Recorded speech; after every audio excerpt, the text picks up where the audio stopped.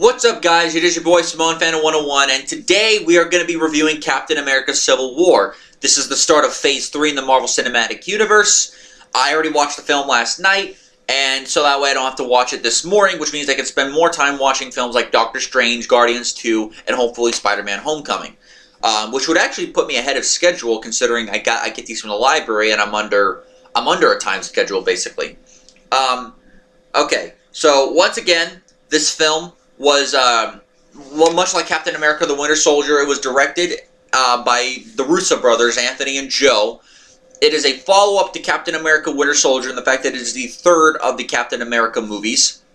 But it's a very curious beast, because it's also, in a way, a follow-up to Avengers Age of Ultron, because it does continue events that came from that film, and that film's events had an impact on what's going on here. And then, so yeah, you can kind of see this as, it's Captain America 3, you can kind of see this as Avengers 2.5, or Avengers 3 if you want to, and you can see, and some people say, like, oh, it's also like an Iron Man 4, which kind of makes sense, because one of the characters that gets a lot of progression in his story arc is, in fact, Iron Man. I really got to do my hair. I'm looking at myself in the camera. Look like Elvis. But yeah, so it's a very curious beast. This film had a gross budget of $250 million and a net budget of $230 million. And this movie made over $1.1 billion, which goes to show you how much of a success it was. You had several things going for it at the time, but still, it was a great hit. So, what's the story? We cut back to a flashback. Yet another flashback in an MCU film. I have actually counted how many flashbacks or flash forwards that we've gotten so far in the MCU. This is my 13th review. 9 films out of 13 so far have had some kind of flashback or flash forward or whatever in the beginning of the film. That is just absolutely stunning to me, the fact that they did that. I find it, it's not that it's bad, I just find it funny. But anyway, we flash back to 1991. James Bucky Barnes is still a member of Hydra as the brainwashed Winter Soldier, and is sent from a Hydra base in Siberia to take down a car which has something very important. These 5 blue packets, we'll find out later in the film what they are. So then we cut forward to the present day. It's about 1 year after the events of Avengers Age of Ultron. Captain America, Black Widow, Falcon, and Scarlet Witch are in a mission to stop Crossbones, or Brock Rumlow, from stealing a biological weapon in Lagos, Nigeria. Of course, Brock Rumlow, he was the leader of the strike team in Captain America the Winter Soldier, and it was revealed that he was a member of Hydra, and a very vicious member at that. So it's a very good opening action sequence, but in the interim, they're able to take back the biological weapon, but Rumlow tries to blow himself up because he has like a bomb vest. He tries to blow himself up and kill Captain America. Scarlet Witch saves him and throws him upward in the air, but the explosion causes damages a building that's almost right next to him, and happens to kill several innocent people, including Wakandan humanitarian workers. I'll get to why that's important in just a minute. We then cut to the Avengers base. We don't cut immediately there, obviously, but because of this event, it's kind of like the straw that broke the camel's back. General Ross. Remember General Ross from The Incredible Hulk? The same character I absolutely raked over the coals with in that film? Well, he's back, and is still played by William Hurt. And instead of being general, he is now the Secretary of State. How did he get there? I have no fucking idea, but I'll get to that bit later. He informs the Avengers that the United Nations is they're no longer going to allow the Avengers to work in a private organization. They are going to allow, they have to, they being the Avengers, have to operate under a United Nations panel. Operate under a United Nations panel if and when they deem it necessary. Basically, and they do this by signing what they call the Sokovia Accord. Sokovia, of course, being the area where the events of Age of Ultron happened with the whole city meteor type deal.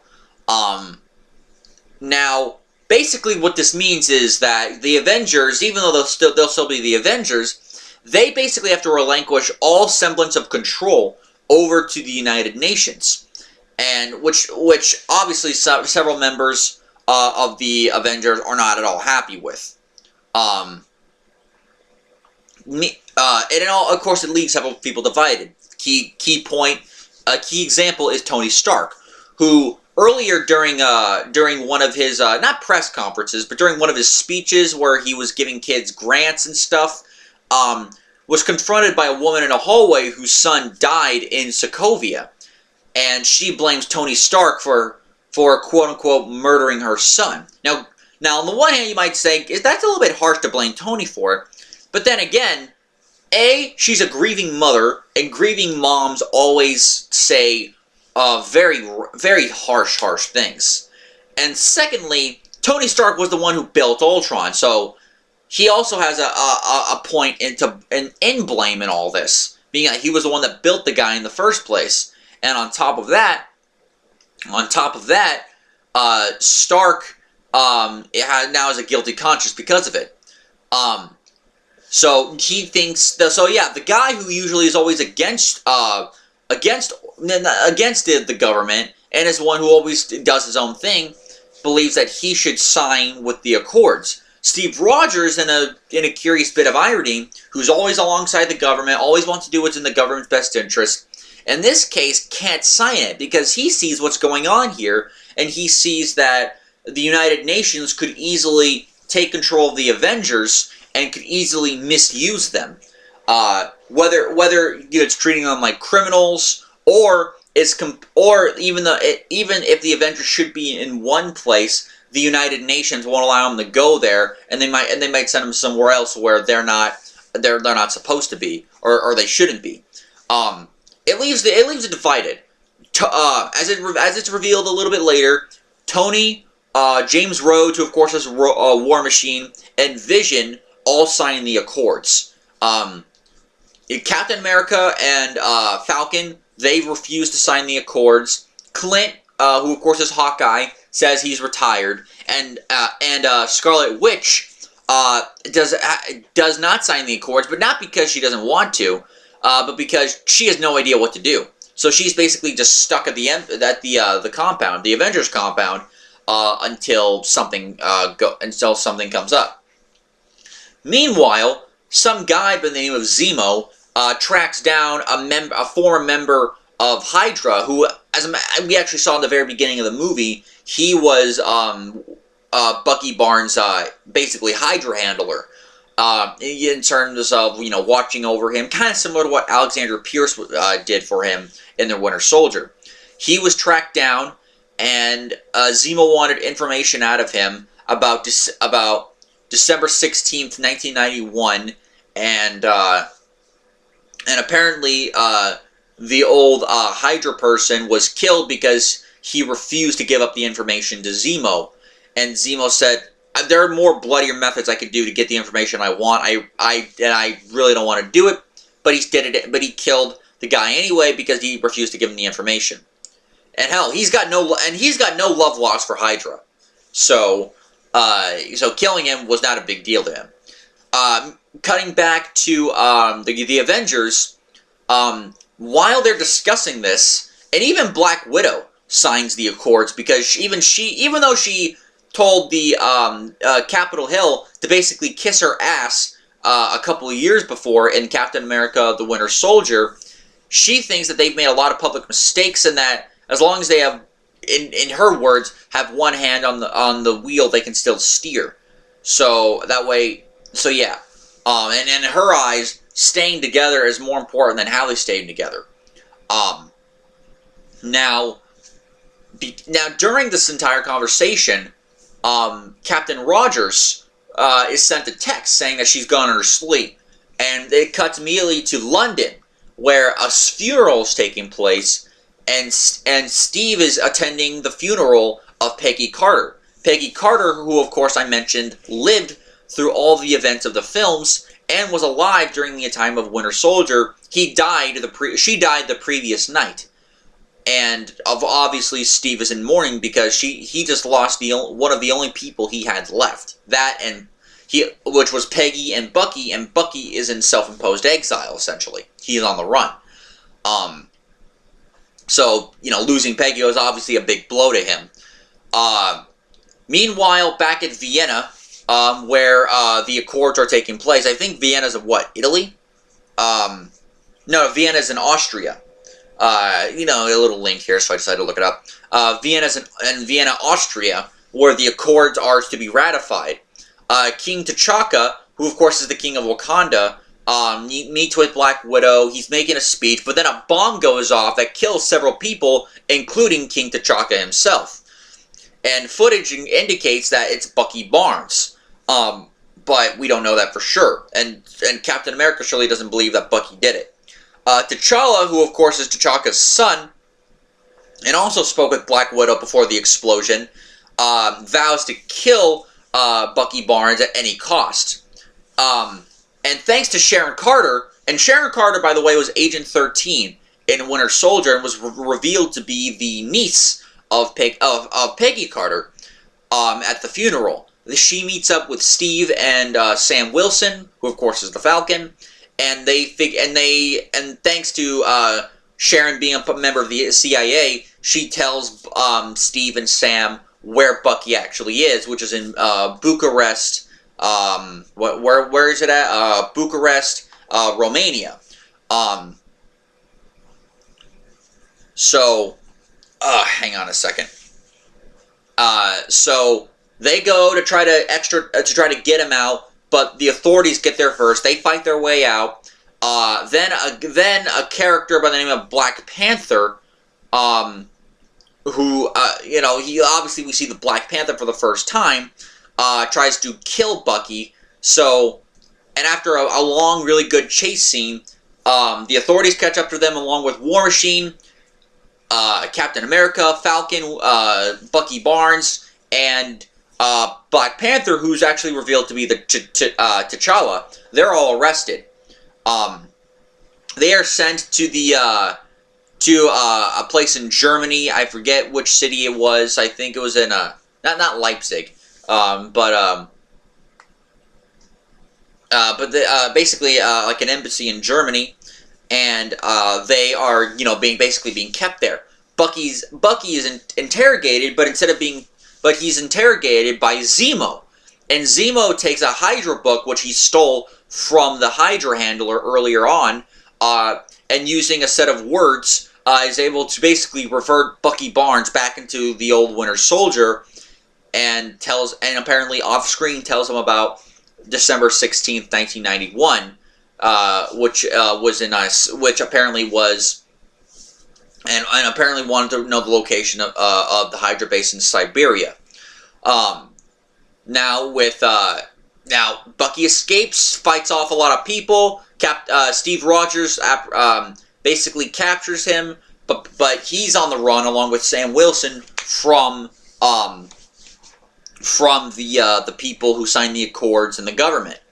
And due to their assets, they are able to find and locate several people in order to help them out, including Hawkeye. Hawkeye gets Scarlet Witch back on her senses and gets her out of the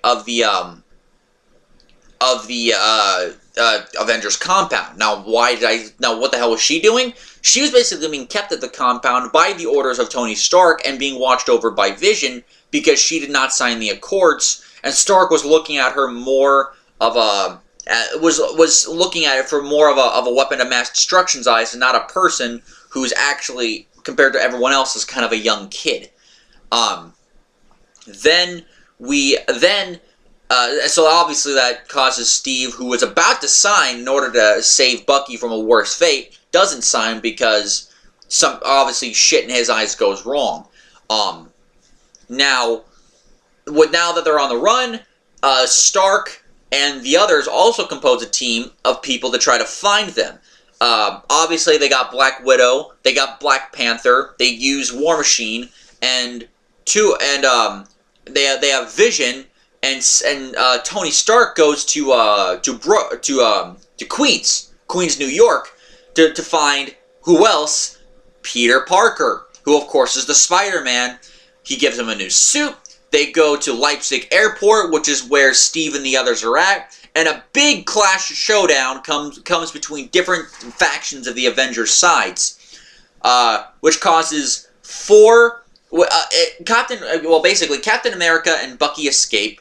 4 of their friends, including Ant-Man, who of course was contacted by Falcon himself, Hawkeye and Scarlet Witch are all taken into custody by the other side, but Black Widow basically turncoats on her side because she figures out that Captain America's not going to stop, and that's how strong he feels about this. And goes on the run while Colonel James Rhodes, the War Machine, is paralyzed after accidentally being shot down by Vision and falls how many hundreds, if not over 1,000 feet into the ground. So Steve and Bucky, they go to Siberia. Tony is shown that the guy Zemo is actually a guy named Helmut Zemo, who led a covert Sokovian kill squad, and was actually the man who was interrogating Barnes. And the real man that should have been interrogating Barnes was murdered by Zemo, and was found in Zemo's hotel room along with a facial prosthesis of what looked like Bucky. And now Tony realizes, I fucked up, and he's got to go help Captain America. So, without informing Secretary Ross, Steve gets information from Wilson, because after figuring out exactly what's going on and telling him as much, that Steve and Bucky are going to need all the help that they can get. Of course, he was unaware that they were being secretly followed by T'Challa, who I guess figured if anybody knows where to find these guys, it's Tony. They go to the Siberian base, where and it's revealed why Zemo... I skipped it a little bit. It was revealed earlier why Zemo went to the Siberian base. And that's because there were 5 super soldiers there. Those little blue packets that we saw in the flashback at the beginning of the movie, it's revealed later on by Bucky that they were actually super soldier serums developed by Howard Stark. And they were stolen by Bucky and given to 5 master assassins who had the highest kill count in all of Hydra history. And that was before the serum. So, and after the serum, they were highly dangerous. And apparently, through the words that he spoke in the book, Zemo could actually in a way, control the assassins. So, Iron Man, Captain America, and Bucky all go to try to fight the super soldiers, followed secretly by Black Panther, but apparently all the super soldiers have been shot in the head. And the real reason why Zemo's there was shown. Footage of what happened December 16th, 1991, which, well, of course, was the mission that he wanted to know from Bucky, and that Bucky told him that he stole a super soldier serum. He actually stole a super soldier serum from Howard Stark. Howard Stark was the one in the car, along with his wife Maria, who of course are Tony's parents, and the car was taken down by Bucky, and he was told, leave no witnesses. And when he found out that the Starks were alive, he killed both Howard and Maria in cold blood. And of course, Tony never knew about this. He thought they just simply died in an accident.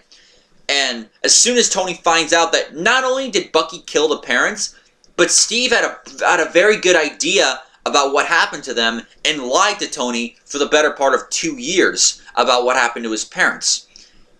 Completely incensed that Steve kept this from him, Stark basically attacks both of them, leading into a pretty badass fight, I have to say.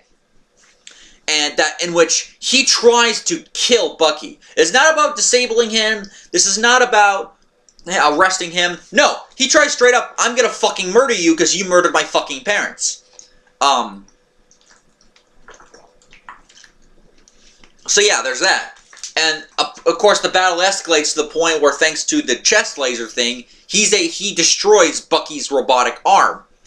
While they're fighting, Zemo reveals that apparently not only was he Sokovian, because he says, Sokovia, that was a fucking dump anyway. Sokovia is not why I'm here. I'm here because during the events of Avengers Age of Ultron, he revealed it to Black Panther. During the events of that film, his wife, his son, and his father all died. And he was the only one that lived. And so he's been waiting this entire time, just plotting to take his revenge out on the Avengers.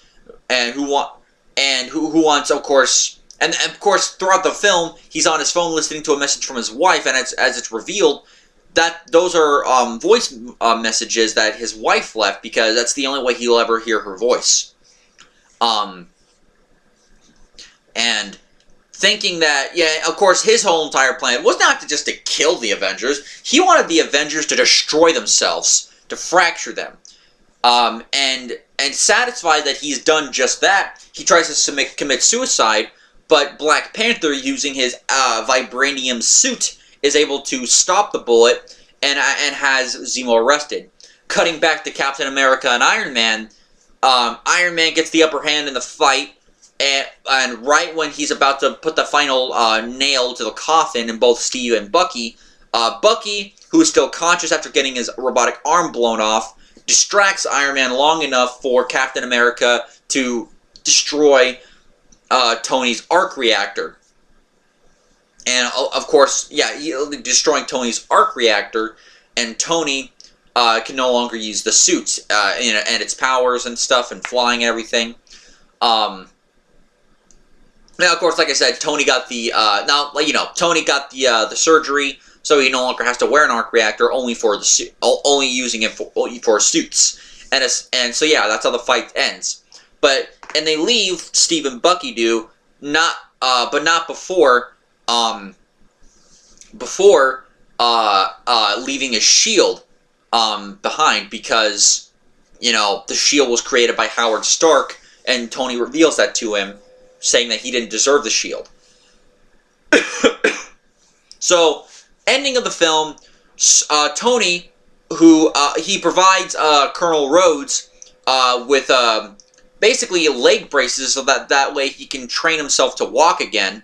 While Steve Rogers breaks out Ant-Man, Hawkeye, got Falcon and Scarlet Witch out of prison. So because of course, that he owes them everything for helping him out. So that's how it ends. But Rogers also leaves behind a cell phone, a flip phone, just in case Tony will ever need to call Steve for anything, because he does apologize for what happened in a letter, and he says, "Look, I have your back. If ever you need me, give me a call, and I'll be there to help you out." In the mid-credits scene, Bucky and Steve were granted sanctuary by T'Challa, who learns that the person who killed T'Chaka, his father, was actually Zemo, and and of course T'Challa is like, "Look, both your friend and my dad were victims. I want to help Bucky attain some kind of peace." And of course, in the scene, it alludes to a Black Panther film, which we would not see for another 2 years. And in the post-credits scene, we see Spider-Man, who in this film was played by Tom Holland,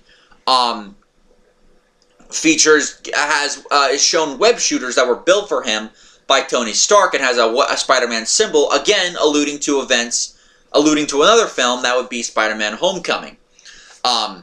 So okay, A lot to unpack here. This is a fucking great film. I'm gonna say right now. I know I went through the whole plot. That's because there's a lot of plot. This is a fucking great movie. Hands down, one of the best in the MCU. All the guys here, in terms of casting, all the guys here do great. All of the returning stars, including a couple new stars. Chadwick Boseman as, all except for one guy, and I'll get to him later. Chadwick Boseman as T'Challa, Black Panther. He did a great job on the role and really gave you the sense of what his character's like. Paul Rudd as Ant-Man did a great job in this film. Emily Van Camp as Sharon Carter. She's not in the film too much, but whenever she's in it, she's likable, and you can understand why she did what he did. Frank Grillo as Rumlow, aka Crossbones, did a good job. Tom Holland is the best Peter Parker Spider-Man. He has the youthfulness and the nerdiness of Tobey Maguire's Spider-Man, but has the cockiness and kind of the talkative nature, and as well as the scientific smart side of Andrew Garfield's Spider-Man. So kind of a perfect mix is Tom Holland. And Tom Holland actually looks young enough to be a young teenager. Daniel Bruhl as Helmut Zemo does a great job. Much like with Alexander Pierce, he's a very good villain, not because he's a great villain, not because he's got these powers, but because of his backstory and specifically why he's doing what he's doing. He's not I wouldn't say he's a great villain, but he's a pretty good villain that has that one little thing about him that really makes you root for him. Martin Freeman is in this movie as a guy called Everett Ross, who's a member of the CIA's Joint Terrorism Center. Martin Freeman, of course, who also played he was the one who also played Bilbo Baggins in the Hobbit trilogy, just in case you never knew. Sorry about that. So apparently, you had several things going for this film. A lot of the actors were great. All except for one, which was just okay at best. You had great special effects, great visuals, great action. I mean, the chase scene in Bucharest, the opening scene in Lagos, but more the breakout scene at the epicenter. But the best fight scenes of the movies, the airport scene where you see the Avengers clash, and the final action scene where Iron Man goes 1-2 against Captain America and the Winter Soldier. So many things work in this film. The music, the lighting, everything. So, except for tiny little things. And yes, I am praising the absolute fuck out of this movie. But there are a couple tiny things that I wish would have been a little bit changed or tweaked. First of all, Ross in general. Now, I didn't mention him. William Hurt, I do think William Hurt did a better job at playing Ross in this film than he did in The Incredible Hulk. And that probably has everything to do with who's directing. So he does do a better job in the role. But first of all, how the hell did he go from general? Because he does tell us exactly why he stopped being a general. When he accidentally threw his arm out and he had to go through many hours of surgery. But how the hell did he become Secretary of State? And at one point, he even chastises Captain America for not having either Thor or the Hulk and not knowing where they are. The problem is, we know at least where one of them are. Thor went back home to Asgard. Hulk is on the run, essentially, again. But here's the thing. He chastises Steve for doing this when he himself has lost sight of the Hulk for the better part of 5 years. Very hypocritical, which goes to show you that Ross is still every much the dickhole that he is in this film, that he was in Incredible Hulk, maybe just a little bit less so. Speaking of Ross, we also have the other Ross, Everett Ross. I don't know what it is about this film, but for some reason they do a job of, for some reason, portraying the government officials as being complete, not scumbags, but they're complete dicks. Like, for example, Steve asks Everett Ross about Bucky possibly getting a lawyer, and he says, a lawyer, that's funny. I'm like, you're fucking talking to Captain America. Show a little bit more respect. And I'm like, man, for people who work in the government, they sure do hire a bunch of assholes. There is that. There is one other thing. And believe it or not, one of them is not how they essentially shoehorned in Ant-Man and Spider-Man. Ant-Man was, now Ant-Man, of course, was on Falcon's radar after their little scuffle in the first Ant-Man film. And Spider-Man, at least, they don't outright say it, but Tony kind of alludes to the fact that he's had his eye on Spider-Man for some time, ever since he came out as a hero, and it's like, okay, this guy's got potential. So, and of course, this was supposed to be the introduction, not just to Spider-Man, but also to T'Challa, Black Panther. So, a very good introduction to Black Panther, and a fun introduction to Spider-Man, which the film would have been less funny and entertaining if Spider-Man was not in it. And I think they did a really, really good job of portraying that. Of portraying Spider-Man in this film. Even though the introduction did kind of come out of nowhere, it was one of those little nice things about coming out of nowhere. Now, that's not one of the things I have to harp on. There's one thing I have to harp on, and that's the plot. For the most part, I absolutely love the plot. Things that I may have been confused about earlier, little details, I noticed little details like, okay, that's why this worked, that's why this happened, that's why this happened. So, most of the plot of Zemo's plot to take down the Avengers is actually very good, except for the last one. And that's this. His whole thing is that he wants to take down the Avengers by tearing the Avengers apart from the inside, having them permanently turn on each other. Not the Joss Whedon turning on each other. No, I mean actually trying to kill one another. His whole plot is based on the fact of who's going to arrive in Siberia. He had to have had faith that Captain America, at least Captain America and Iron Man were going to be there. Even though they were going to turn against each other anyway, they were already dead at the airport. Iron Man and Captain America were already there.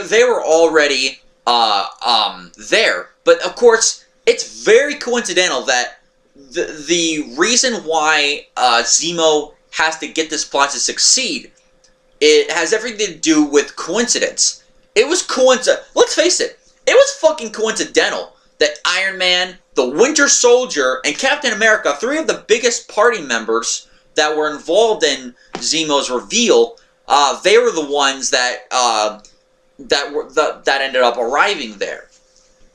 So it was just by fucking luck they got there when at the same time that they did. Because if not, if say Steve and Bucky had found out before Tony did, they would have found a way to destroy the evidence or at least prevent Tony from seeing it, and taking in Zemo anyway.